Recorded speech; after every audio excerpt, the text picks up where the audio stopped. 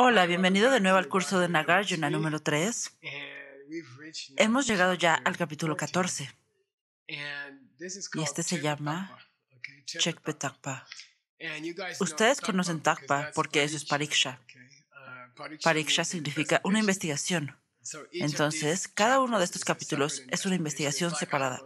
Es como si Nagarjuna fuera la policía o un detective y está investigando a diferentes personas, diferentes cosas en el universo. Y esta se llama Chekpa Takpa. Él está investigando si algo puede tocar algo más. Chekpa. ¿Puede una cosa hacer contacto con otra cosa? Hemos estado hablando de eso todo el tiempo, pero aquí hay un capítulo completo dedicado. ¿Puede una cosa tocar otra cosa? Por cierto, si no puede tocar algo más, entonces eso te lleva a cuestionar la causalidad misma. Si pones gasolina en un auto, pero el motor no puede tocar la gasolina, entonces, ¿qué está haciendo funcionar el auto? ¿De acuerdo? Aquí vamos con el primer verso. Sabemos que tenemos que estar atentos a posibles... Este podría ser el otro tipo, pero te lo voy a poner fácil y decirte que el primer verso aquí somos nosotros. Los dos primeros versos somos nosotros. Así que aquí vamos.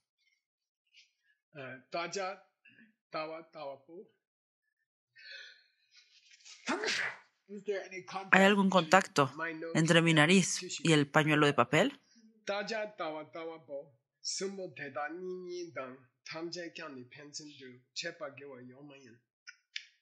Entonces, él va a debatir un tipo medio difícil de tocar. Cuando veo a Rebeca, ahora mismo, tengo Rebeca es la pacha, lo visto, la cosa que estoy viendo. Tawa significa el ver y Tawapo soy yo, el que ve. Esos tres. ¿Hacen contacto alguna vez? ¿Qué tipo de contacto, Geshe-la? ¿Acaso estos dos? ¿Estos dos? ¿O estos dos? Para que hagan contacto, lo que significa hacen contacto dual o significa que si los tres alguna vez se tocan entre sí. Entonces tenemos diferentes posibilidades, ¿verdad? Geshe-la, observador. Rebeca siendo observada. Y luego el verbo de observar. ¿Esos tres alguna vez se tocan entre sí? ¿Y alguno de los dos se tocan entre sí? ¿Acaso Geshe-la toca el observar? ¿O acaso el observar toca a Rebeca? ¿O Geshe-la toca a Rebeca de alguna manera? ¿Hay algún contacto entre estos tres? ¿Alguna combinación de contacto? Y luego, llevémoslo a tus emociones negativas, que es una gran parte de la práctica budista, ¿verdad? Cuando quieres algo tan vehemente que estás dispuesto a lastimar a alguien más para conseguirlo. Luego está el que quiere, está el querer y está lo que quieres. ¿Alguna vez se tocan o alguna combinación de ellos se toca? Entonces comienza con algo inocuo, como observar, y luego se lo va a llevar a las emociones negativas, odiar a alguien o querer algo con suficiente vehemencia como para robarlo. Y luego él dice, por cierto, tienes que leer sobre el verso, sobre las líneas de aquí, o no lo entenderás. Lo que significa, y luego hablemos de todas las demás aflicciones mentales. Tenemos el deseo cubierto aquí, el que desea, lo deseado, y el desear. Y luego dice, entonces tienes que leer a través de las líneas. El resto de esto...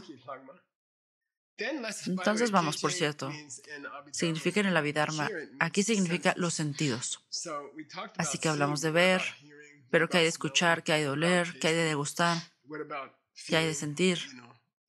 El que siente alguna vez toca el que siente alguna vez toca el objeto que están sintiendo. Y tus celos alguna vez tocan eso de lo que estás celoso. Así que hablemos de todas esas cosas.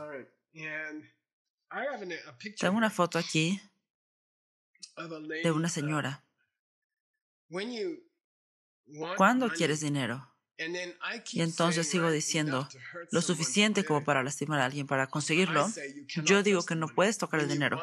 Cuando quieres el dinero con tanta vehemencia que lastimarás a alguien más, yo digo que no puedes tocar el dinero. Nunca tocas el dinero. Así que eso es tienes que pensar en ello. ¿Puedes tocar el dinero si quieres regalarlo? Sí. Quizá. ¿Puedes tocar el dinero si quieres robarlo? Nunca. Muy bien. Vamos a aprender algo de sánscrito aquí de inmediato. Sansarga. Esto no es samsara, es sansarga. Esto significa tocar, hacer contacto. Tiene dos partes, san o sam y sarga. Por sí mismo, sam, cuando se combina con S, cambia a S-A-N. La pronunciación cambia a san, san sarga. Entonces, san significa juntos, viene de sam. Eso cambia el CO como comité o convención. Juntarse o reunirse, enviando juntos, comité. Entonces el com es fácil, el com es fácil. ¿Qué es el sarga? Viene de search, que es una raíz sánscrita. Y eso significa moverse juntos o moverse el uno hacia el otro. Y surgir. Tenemos ese verbo en español, sansarga. En indoeuropeo, que también es una especie de sánscrito antiguo, la S desaparece. Y este search se convierte en reg y significa regular o reinar sobre algo o de la manera correcta. Entonces significa derecho, moverse derecho. En sí mismo, surgir significa avanzar hacia. San significa las dos cosas se mueven juntas y se tocan. Entonces, eso es san sarga. ¿Es posible que las cosas alguna vez surjan la una hacia la otra? San sarga. ¿Sí o no? Muy bien, próximo verso.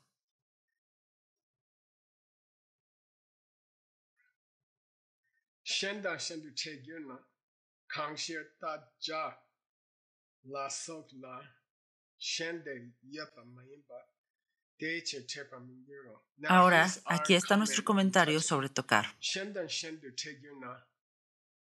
Si dos cosas que son diferentes entre sí pueden tocarse,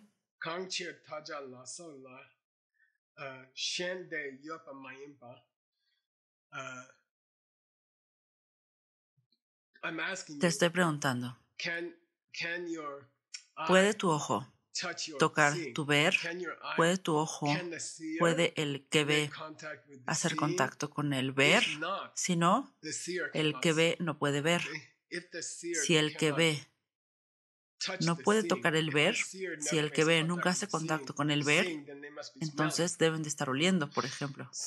Entonces, ¿alguna vez hacen contacto? Sí. El que ve, el ojo, ¿toca alguna vez al ver? Tienen que hacerlo. El ver alguna vez toca a Rebeca, tienen que también. Pero si se tocan, entonces tienen que estar separados. Y si están separados, no existen. O no existe tal cosa como otra. Que Geshe-la no puede ser diferente a Rebeca. Si Geshe-la puede ver a Rebeca, no pueden ser diferentes. Por lo tanto, no hay sansarga. ¿Qué significa eso? Las cosas nunca se tocan, las cosas nunca tienen contacto entre sí. Cuando abro mis ojos, no es el abrir mis ojos lo que me hace ver a Rebeca. Algo más ocurrió. ¿Qué está pasando? Las semillas se están abriendo en la mente de Geshe-la y Geshe-la ve a Rebeca. En la escuela solamente, ella nunca está fuera de mi mente. Solo estoy viendo imágenes en mi propia mente. Pero en las escuelas altas, ella está ahí afuera. Ella es una persona separada. Pero la razón por la que la veo separada de mí es que semillas se están abriendo en mi mente para que yo la vea como separada de mí. Y no es que mi ojo la esté viendo. No está en mi ojo el hacer contacto. El tema de mi próxima imagen es cosas que no existen, no pueden tocarse entre sí. Un ojo autoexistente no podría tocar el ver autoexistente para alcanzar a una Rebeca autoexistente. No puedes tener contacto. No puedes tener una guerra entre estos dos conejos con cuernos. Y este es un clásico ejemplo budista de algo que es imposible. Lo llaman un lebrílope en Occidente. Liebre, conejo, antílope o algo así. Así que trata de imaginar dos cosas que no existen, tocándose entre sí, y tienes la imagen correcta. Muy bien, próximo verso.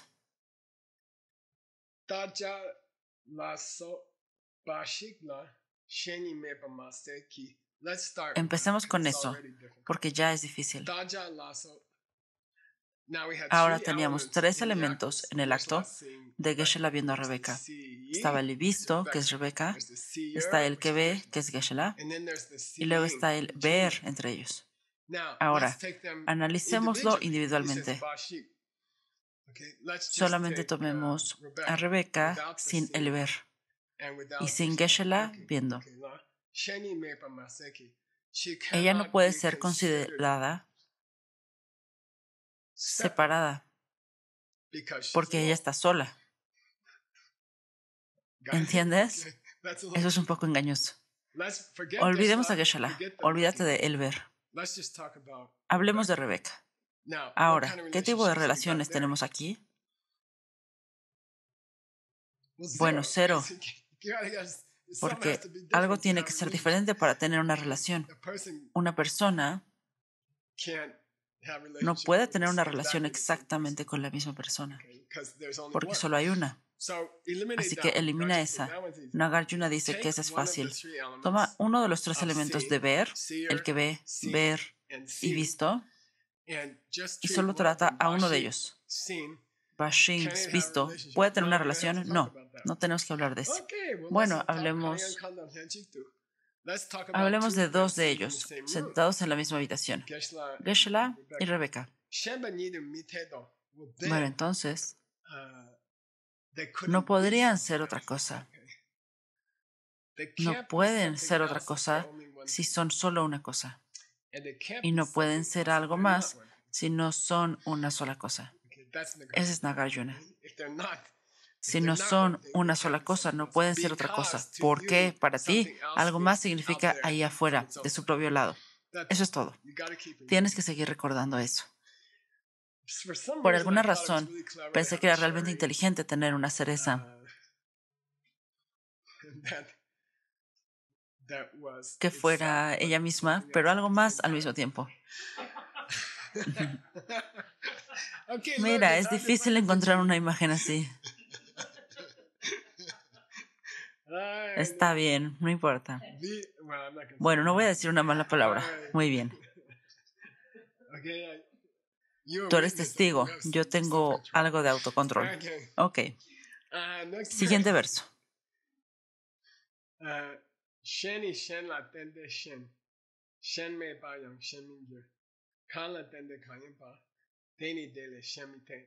Esto es muy difícil. Vamos a ir línea por línea. Otros son otros en relación con otros. Otros son otros en relación con otros. Está bien. Otros son otros en relación con otros. Y usa el ejemplo clásico de un jarrón de agua y un rollo de tela. Podrías decir un auto y un refrigerador. Usamos eso. Cuando dices que un auto es diferente a un refrigerador, la diferencia se dibuja al observar a ambos juntos. Un auto solo puede ser diferente de un refrigerador si ves la otra cosa que está ahí, antes de decidir que es diferente. Tienes que tener dos cosas ahí.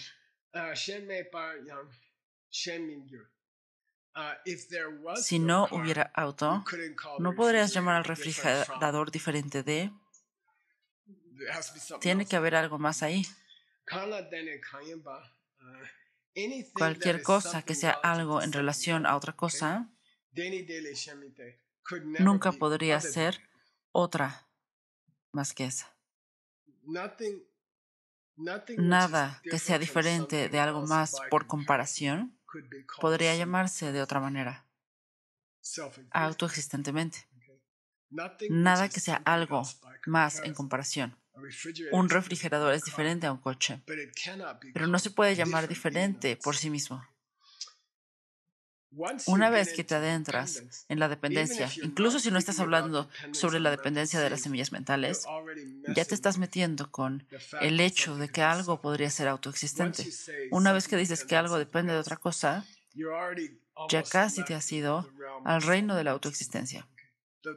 La palabra origen dependiente o ocurriendo en dependencia, una vez que entras en comparación o una cosa dependiendo de otra, es difícil empezar a afirmar que ambas son autoexistentes y que existen por sí mismas. Muy bien. Nadie es alto donde alto y bajo son comparados. Bien. Entonces, esto es algo engañoso. Normalmente, ¿tienes esa imagen? Normalmente dirías, la chica es baja en comparación con su madre o su hermana. No sé quién es. Supongo que es su madre. Normalmente dirías, ella es bajita comparada con su mamá. Normalmente dirías eso. Y Nagarjuna dice, si la mamá es alta, si solamente puedes llamar alta a la mamá por comparación con su hija, entonces no es alta. Lo diré de nuevo. Si solo puedes llamar a la mamá alta por comparación con su hija bajita, entonces no podemos decir realmente que la mamá sea alta. ¿Entendido?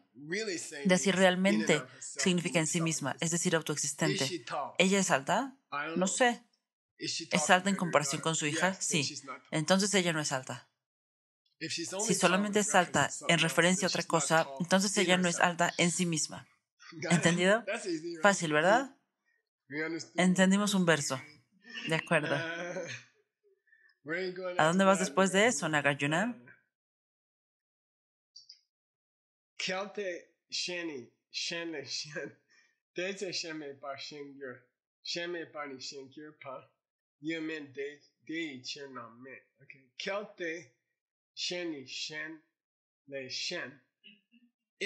Si un coche es autoexistentemente diferente a un refrigerador, en ese caso, algo que no es diferente se volvió diferente. Si un auto es solo un auto en relación con un refrigerador, entonces un auto que era diferente no es diferente.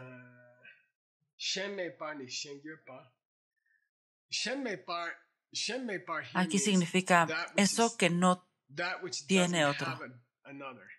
Eso que no tiene otro. Es decir, la mamá por sí sola. La mamá alta por sí sola. Si la mamá fuera alta,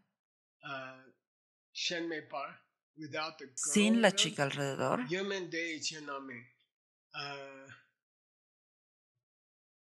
entonces ella no sería alta. Si la mamá fuera alta en comparación con la hija, no sería alta, porque no es alta por sí misma. Ella solo es alta por comparación. Muy bien. Muy bien. Una taza de café no es diferente de unos pantalones jeans. Estaba tratando de encontrar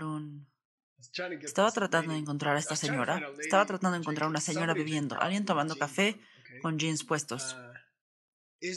¿La taza de café son los jeans? No. ¿La taza de café es diferente de los jeans? Solo si los jeans están ahí. Sí, solo si los jeans están ahí. Lo que significa que no es diferente por sí mismo.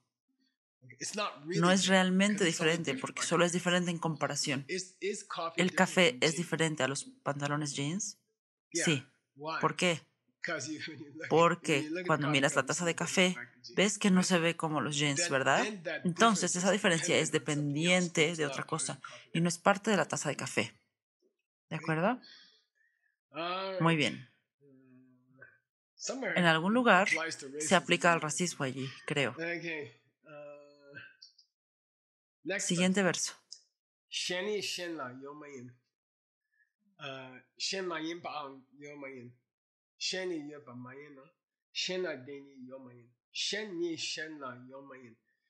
Ser otra cosa no es parte de nada que sea otro. Ser otro no es parte de ser otro. Ser otro no es parte de otra cosa. Tampoco ese otro es ningún otro.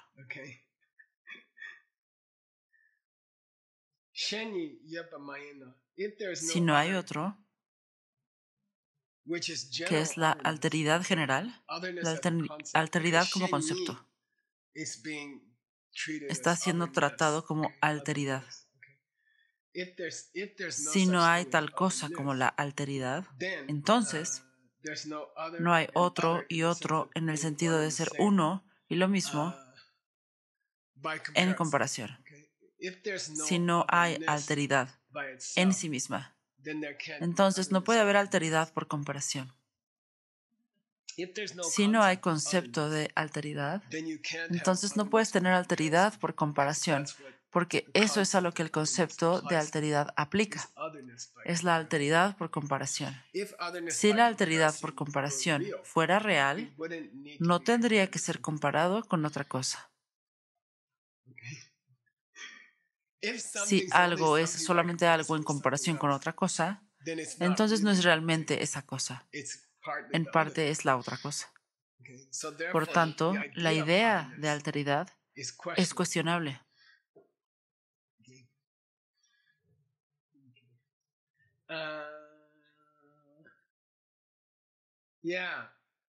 Tengo una foto. ¿Son otros o son los mismos? ¿Eh? ¿Son otros o son los mismos? ¿Qué? ¿Quién pregunta de qué es la imagen? Es un pato con un ganso y un pollo. ¿Son otros o son los mismos? Comparados entre sí, son otros, pero todos son aves. ¿Es esta una imagen de las mismas cosas o esta es una imagen de cosas diferentes? Depende de con qué lo compares. De todos modos, pensé que era un lindo ejemplo. Muy bien, sigamos adelante.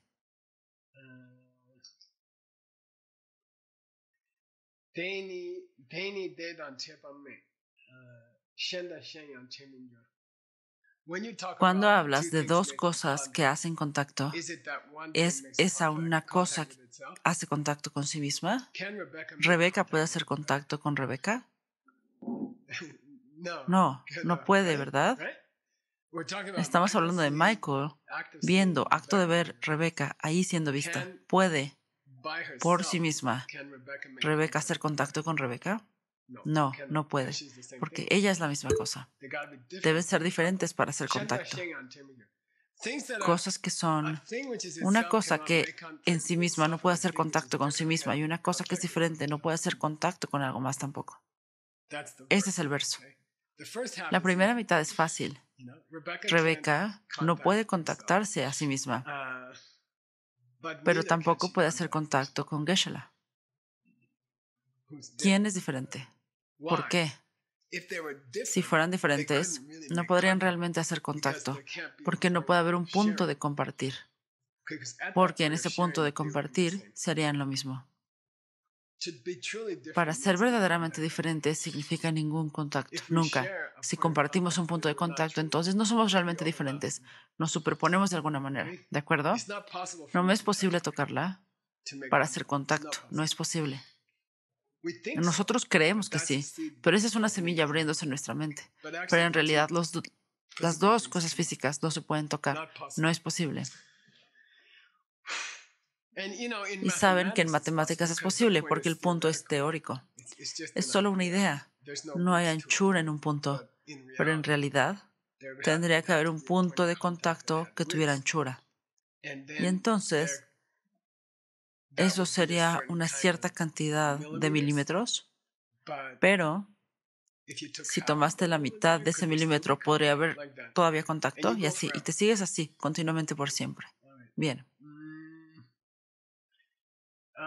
De acuerdo. Siguiente verso.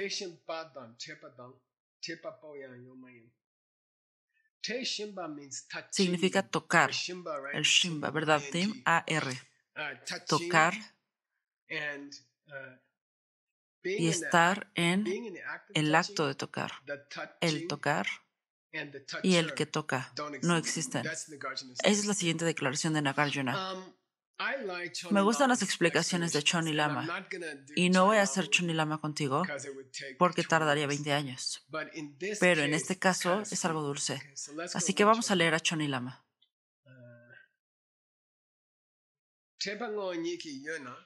Si las cosas hacen contacto en sí mismas,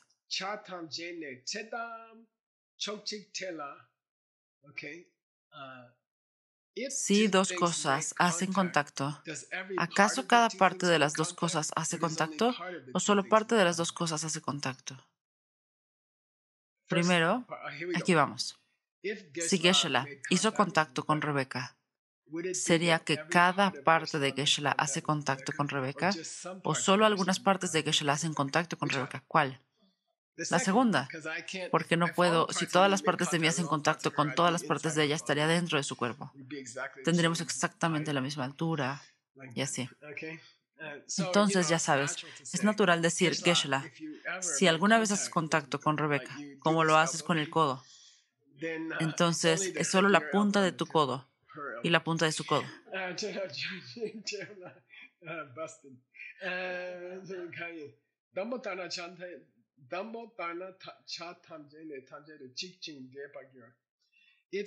Si es que cada parte de Geshe-la hace contacto con cada parte de Rebeca, entonces se mezclarían inseparablemente. Ahora, si es que solo una parte de Geshe-la que toca solo una parte de Rebeca,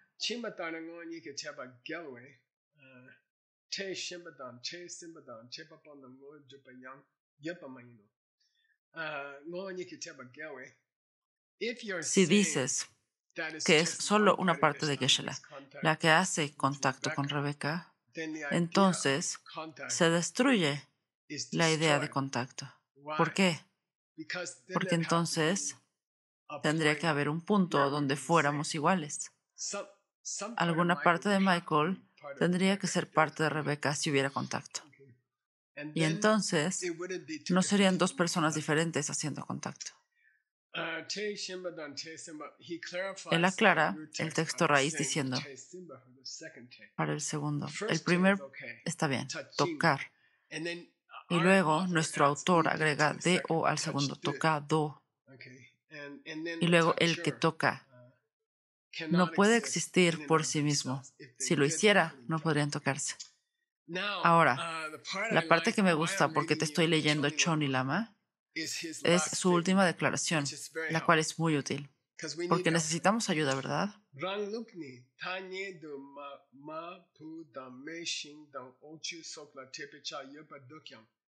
Mira, entonces, Nagarjuna, ¿cuál es tu Ranglung? ¿Qué significa eso? Tim, ¿qué es Ranglung? Sí, ¿cuál es tu posición, Nagarjuna? Sabes, solamente has estado diciendo algo como 1000 veces lo que está mal. ¿Puedes decirnos cuál es tu posición? Cosa que no hace. No es su costumbre. Pero entonces Choni Lama pone palabras en su boca. Él dice,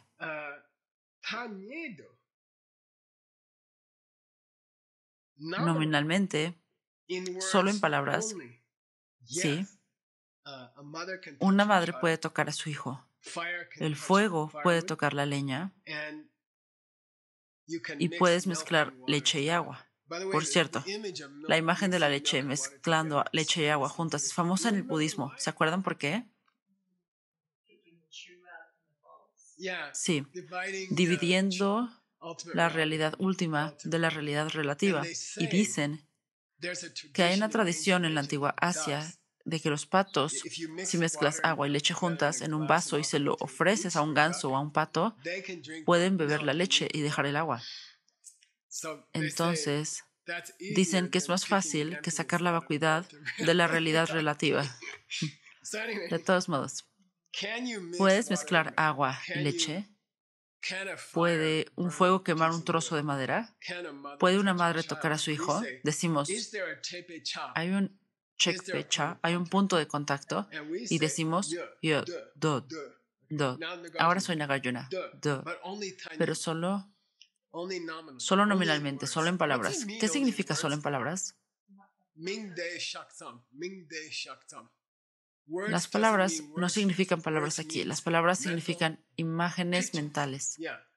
En las imágenes pueden juntarse, eso está bien. Las imágenes pueden juntarse, pero en realidad, afuera nunca se juntan. Ahora, aquí le da el clavo, ¿de acuerdo? Choni Lama. Jay Choni Lama. ¿Quieres saber cómo hacen contacto? Si realmente profundizas en ello, no puedes encontrarlo. Si solo te relajas y le das la mano a Rebeca, ok, está bien, la tocaste. Déjalo así. ¿Cómo se llama eso? No profundices en eso. ¿Quieres darle la mano? Darle la mano. Ok, dense la mano, hagan un contrato. Jay. Ahora, si realmente profundizas en ello, nunca se dieron la mano. Por lo tanto, el contrato no se sostiene, ¿verdad? Algo así. Si realmente profundizas en ello, significa, si tan solo repasas tu vida diaria, recitas tu mantra del Buda de la medicina, ya sabes, alguien obtiene ayuda, eso está bien, no profundices demasiado. Pero si realmente lo miras profundo, el mantra nunca toca el cáncer. Entonces, ¿qué está pasando verdaderamente? Eso es si preguntas más allá de las imágenes. Si te quedas en el reino de las imágenes, todo está bien, tiene sentido. Si intentas explicarlo sin imágenes mentales, el mantra no puede funcionar. ¿Bien? Terminamos el capítulo, yay. Terminamos el capítulo sobre Sansarga. ¿Qué significa Sansarga? No Sansara. Que se juntan, sí, uniéndose y haciendo contacto. Puedes hacer contacto con otras cosas, pero solo está pasando a través de imágenes mentales y no afuera realmente. La imagen que tengo para ese último, por cierto, era una intersección. ¿Y es posible que de alguna manera Geshe-la intersecta con Rebeca? Sí, si no miras demasiado cerca. Muy bien, los veo en el próximo capítulo.